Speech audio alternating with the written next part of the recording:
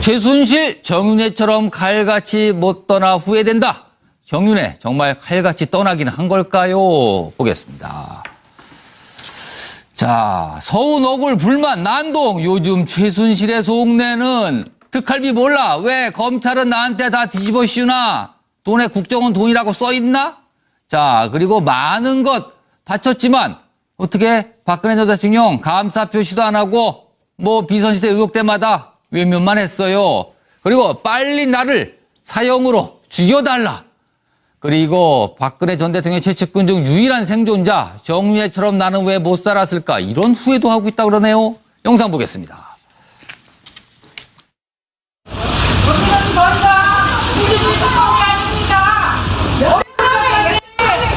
최순실 씨 여전히 강한 표사 갖고 있다 생각하십니까? 여기도 뒤를 지켜 살게 최순실 씨 여전히 강한 특검이 아닙니다. 그리고 박 대통령하고 모든 공동체 힘을 발휘하고 사대를 강요하고 있어요. 이것은 너무 억울해요. 우리 애들까지 다 어리손자까지 그렇게 하는 거는. 조한규 증인이 기고한 내용을 보면 문건 파동의 원인 제공자였던 정윤회를 최순실과 이혼하도록 대통령이 권유했다고 이렇게 하는데 이것도 문건에 나온 내용입니까? 문건에 나온 내용은 아니고요. 예. 뭐 취재원으로부터 그러니까 2014년 1월 달에 1월 6일 날 정윤회 문건이 보도되고 2월에 박근혜 대통령이 두 사람 이혼하는 게 좋겠다 이렇게 권유한 것으로 돼 있고요. 그리고 3월에 이제 이혼한 것으로 이렇게 돼 있습니다. 예. 그러다 보니까 이제 비선실세가 두 사람이었는데, 예. 예? 두 사람이었는데 이혼해가지고 한 사람이 떨려 나가니까 이제 비선실세 두 사람 중에 한 사람인 최순실이 슈퍼파워가 된 거네요. 그런 셈이죠. 그렇죠. 예. 황장 수장님? 예, 정윤회 씨는요, 예. 이 거자 필반, 님의 침묵에 놓죠. 떠난 자는 예. 반드시 돌아오게 돼 있는데, 예. 동호대교 남단에 예. 중국집에서 십상시가 모여가지고, 예. 그 국가 중대사와 이익관계 문제를 논의했다는 문제는 지금 정리가 안 됐잖아요. 여전히 의혹 남아있는 거죠. 그러니까 그거는 반드시 또 제가 볼 때 지금 워낙 땅건이 많아가 예. 밀리고 있는데 그것도 또 할 거라고 봐요. 이 문재인 정부에 하는 걸로 봐서는요. 할 거라고 보고 최순실은 저렇게 말할 자격이 없죠.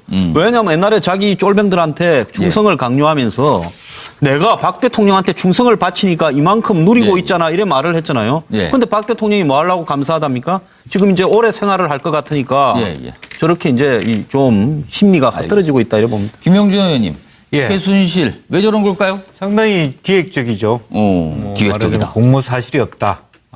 왜 안 도와줬기 때문에 감사 표시도 없다라고 이렇게 함으로써 한편으로는 박 전 대통령하고 사이가 나빠지는 것처럼 보이지만 법리적으로는 빠져나갈 길을 찾고 있다. 이렇게 보여지고. 섭섭한 만큼 나는 죄가 없다. 차라리 날 죽여라. 그러면 그리고 정윤회는 자기가 봤을 때는 여전히 잘 돼가고 있는데 나만 왜 억울하다.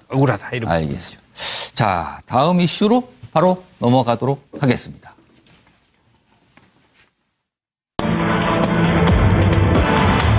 김관진 석방 참 다행이네요. 본심 들킨 송영무 장관 진짜 본심일까요? 그리고 이걸 놓고 공수받기 여야 왜 그러는 걸까요? 보겠습니다.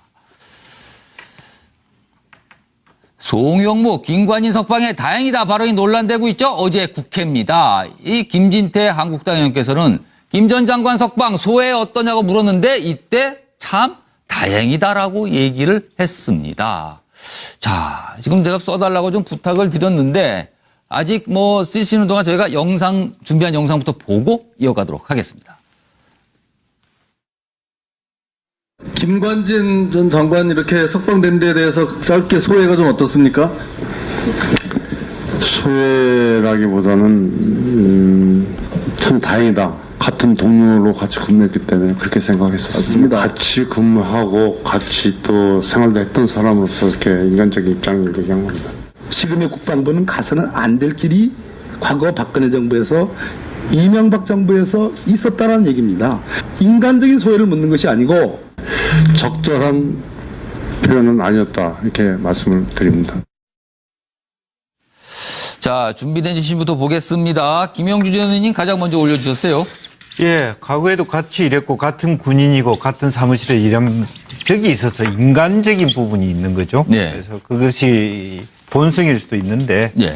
문제는 저분이 이제 국방부 장관 아니겠습니까? 국민들이 보기에는 여당 의원이 얘기할 때 아무 생각 없이 이렇게 답변해놓고 예. 또 야당 의원에 대해서 답변해놓고 여당 의원이 질의하면 생각해 보니까 좀 문제가 있다. 이렇게 얘기하는 것으로 통해서 실제로 보면 국방부 장관은 굉장히 강건하고 일관되고 이런 걸 기대하지 말이 않겠습니까? 굉장히 사실 무거워야 되는 예. 그런데도 우유부단하고 왔다 갔다 하는 것 같아서 국민들로 하여금 참 불안감을 주지 않겠느냐. 예, 예. 이런 것이 저는 문제라고 알겠습니다. 봅니다. 예. 황장수 소장님. 저는 국회의원들 참 할 일 없다고 봐요. 국방위에서 JSA 도발이나 예, 예. 비순병 문제를 달아도 시원찮은데 예. 저런 거를 굳이 물어서 개인적인 감정이 어떠느냐를 국민들이 알 필요가 뭐가 있어요. 참 할 일이 없으니까 저러고들 앉았다 봅니다. 사실 뭐 저런 질문을 하게 되면 답변을 하기도 뭐하고 안 하기도 뭐하고 그럼요. 하면 이상하고. 그 청문회장이면 그럴 수 있어요. 예, 그런데 예. 이건 아니죠. 알겠습니다. 근데 고영신 교수님. 예. 답변을 적절히 해야죠. 개인으로 저 자리에 나와 있는 거 예, 예. 게 아니거든요. 국민을 대표하는 의원들 앞에 장관의 장관, 입장에서. 국무위원 자격으로 나왔기 예, 예. 때문에 예를 들면 저런 문제를 질문했을 때 뭐 개인적으로는 다행이지만 군에서 그런 일이 절대 일어나서는 안 된다. 예. 이렇게 해서 무슨 문제가 되겠습니까? 근데 송영무 장관은 잘 아시다시피 자질 논란이 예. 청문회 과정에서도 지속적으로 제기가 됐고 그래서 청문 보고서도 채택이 못 됐어요. 예, 예. 그러니까 저분이 개인과 예. 장관으로서 그런 역할 혼선, 개인으로서 해야 할 말과 장관, 국무위원으로서 해야 할 역할 혼선이 있는 것 같고 기본적으로 그 다행이다. 예. 이 말은 본심으로 봅니다. 저는 또 군 내에 어떤 예, 예. 일정 부분의 그런 민심, 그 군심을 반영한 것 아니겠느냐. 그러니까 송 장관의 개인적인 그런 성향을 보면 보수 성향인데 예, 예. 지금 정권에서 일어나는 데는 진보 정권이에요. 그러니까 이런 그 역할 혼선이랄까 정체성 혼란을 지속적으로 겪고 있는 거 아닌가 하는 생각이 듭니다. 박상회 교수님. 네, 군 사이버 사령부가 국민을 상대로 댓글을 달고 정치에 개입했습니다. 김관진 전 장관이 책임자였습니다. 지금 조사를 받고 있습니다. 네. 결과는 좀 지켜보겠습니다만 네. 적어도 이런 문제라고 얘기하면은 국방 적폐를 청산하는 작업이 진행되고 있다라고 하면 대한민국 지금 국방부 장관 아닙니까? 예, 예. 송영무 장관이 예. 이 문제를 평가를 해야 할 당사자가 예. 국회에서 사적인 인연, 제가 전 김관진 전 장관도 1년 후배인데요 하면서 마음이 안타깝다. 알겠습니다. 이런 말을 하는 것 자체는 예. 국방부 장관의 자격이 없는 겁니다. 알겠습니다. 국방 적폐를 이분이 과연 어떻게 책임지고 청산할 수 있을까요? 예. 저는 상당히 어렵지 않겠느냐. 이렇게 부정적으로 보고 차명기 전 의원님. 소회의 사전적 의미는 예. 마음에 품은 뜻이에요. 예. 그러면 자기 속생각을 얘기해라고 그래서 속생각을 얘기했구만. 예. 그걸 가지고 그 아까도 제가 문제 삼은 그 정치인, 예. 거긴 저도 포함됩니다. 정치인 특유의 그 이념적 잣대로, 예, 너 이게 누구 편 들었냐 이렇게 물어보는 예, 예. 사람 자체가 좀 저는 자질이 없다고 봅니다. 알겠습니다. 정규환 논설위원님. 공사 구분을 못한 송 장관 비판을 받아 마땅하지만 예. 이것을 활용하는 또 자유한국당은 정말 개똥도 약이 되면 시간, 장소, 사람 안 가리고 적극적으로 활용하겠다. 예. 그래서 얻은 게 뭡니까? 이런 질문 던지고 싶습니다. 알겠습니다. 질문한 사람이 문제인지 그 질문을 이상하게 답한 사람이 문제인지 시청자 여러분이 판단해 보시기 바랍니다. 오늘은 여기까지입니다. 곧이어 MBN 뉴스팔로 이어집니다.